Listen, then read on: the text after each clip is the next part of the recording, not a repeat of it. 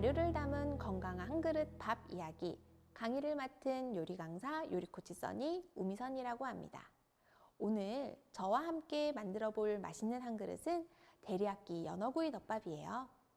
팬 프라잉으로 완벽히 구워내는 연어에 만들어 두면 쓰임 많은 맛간장, 데리야끼 비법을 전수해 드리겠습니다.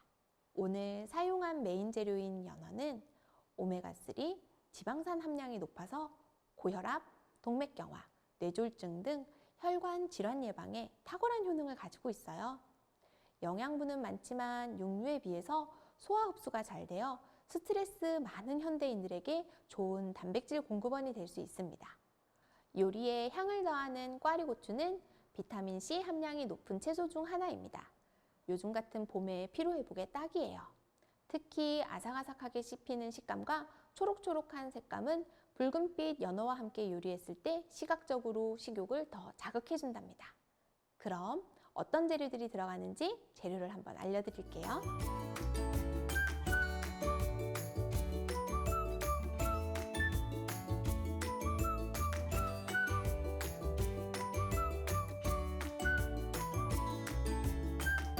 데리야끼 연어구이 덮밥에 들어가는 재료를 한번 살펴보았는데요.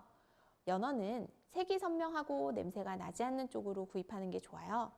기름진 맛을 좋아한다면 저처럼 이렇게 흰색 선이 보이는 뱃살 쪽을 구입하는 게 좋고요. 만약에 쫄깃한 식감을 좋아하신다면 꼬리 쪽을 구입하시는 게 좋습니다. 꽈리고추는 색이 변하지 않고 선명한 초록색으로 구입하시는 게 좋습니다. 꼭지가 말라 비틀어진 것은 오래된 것이니 구입하지 않는 게 좋아요. 특히 검은 점이나 시든 것들이 있으면 구입하지 않는 게 좋습니다.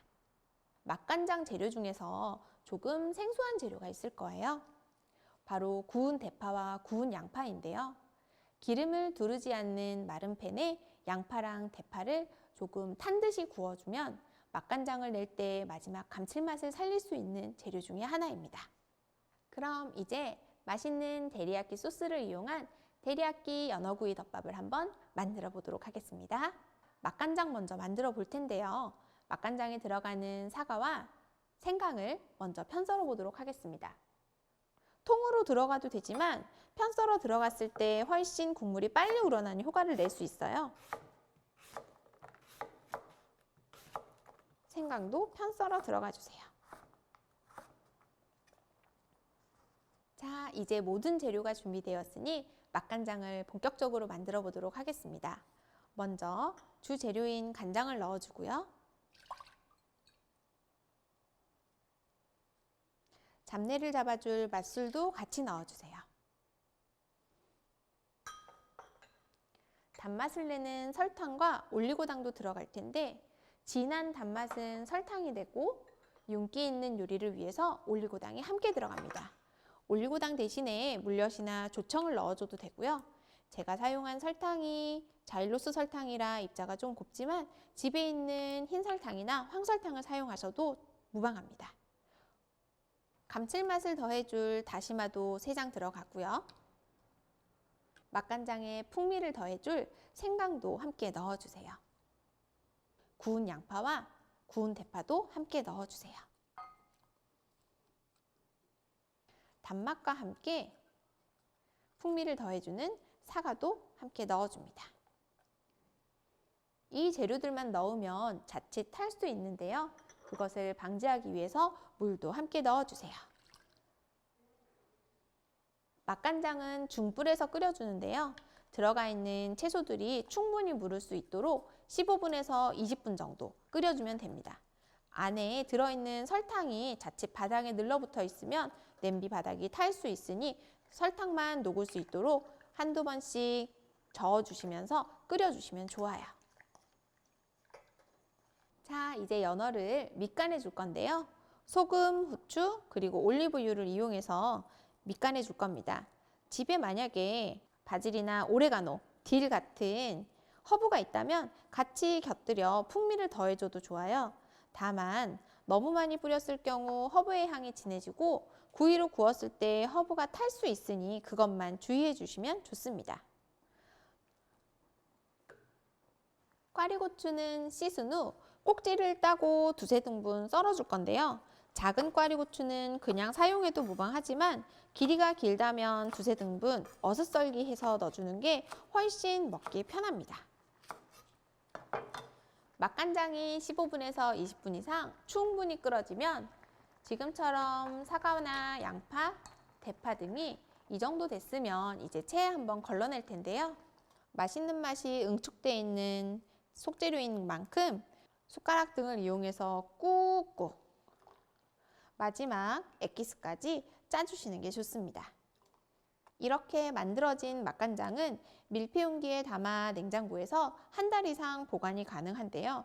조금 더 길게 보관을 원한다면 중간중간 꺼내서 한 번씩 끓여주면 더 오랜 기간 보관이 가능합니다.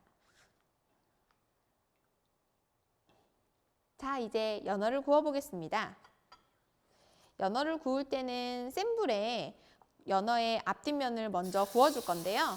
밑간할 때 들어갔던 올리브 오일도 다 같이 넣어주세요. 연어는 센 불에서 겉면을 먼저 익혀줄 건데요. 한쪽 면을 익히고 나서 뒤집어서 다음 면을 익혀줍니다. 겉면이 바삭하게 익은 게 확인이 되면 뚜껑을 덮어 약한 불에서 1, 2분 정도 속까지 익혀줄 건데요. 겉면이 익은 걸 볼 수 있는 건 연어의 단면을 보시면 알 수 있어요. 연어의 단면이 서서히 익어 들어가는 게 눈으로 확인이 되니 일반 스테이크 굽는 것보다는 연어 스테이크가 조금 더 쉬울 겁니다. 자, 겉면이 다 익어서 저는 이제 뚜껑을 덮고 약한 불에서 속까지 익혀줄게요. 자, 이제 연어가 속까지 완벽히 익었는데요. 먼저 만들어 놓았던 데리야끼 소스를 넣고 꽈리고추를 넣고 완성해 보도록 하겠습니다. 맛간장 데리야끼 소스는 저는 3스푼 정도 사용했지만 기호에 따라서 조금 더 넣거나 덜 넣어도 괜찮습니다. 맛간장 소스를 넣고 연어가 조금 졸여졌다 싶을 때 그때 꽈리고추가 들어갑니다.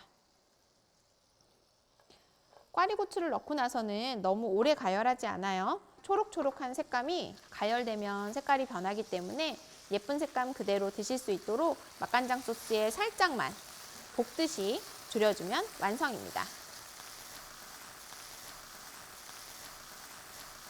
데리야끼 연어구이 덮밥을 이제 완성해 보도록 하겠습니다.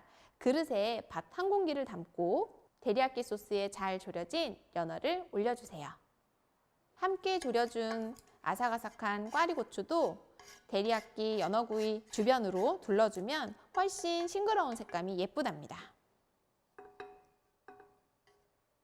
남은 데리야끼 소스는 연어 위에 그리고 꽈리고추 위에 같이 올려주시면 덮밥으로 함께 드실 수 있어요. 자, 이렇게 데리야끼 연어구이 덮밥이 완성됐습니다. 오늘은 맛간장 데리야끼 소스를 직접 만들어 데리야끼 연어구이 덮밥을 만들어 봤는데요. 만든 맛간장은 냉장 보관해서 볶음 요리나 연어장 소스, 새우장 소스에 다양하게 이용하실 수 있습니다. 발효를 담은 건강 한 그릇 밥 이야기. 강의를 맡은 요리 강사 요리코치 써니 우미선이었습니다. 감사합니다.